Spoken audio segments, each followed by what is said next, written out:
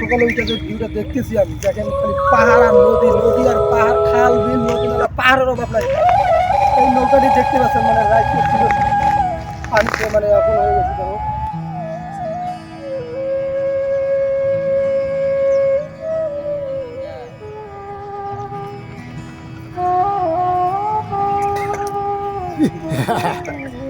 সকালে ওটি কেমন লাগছে?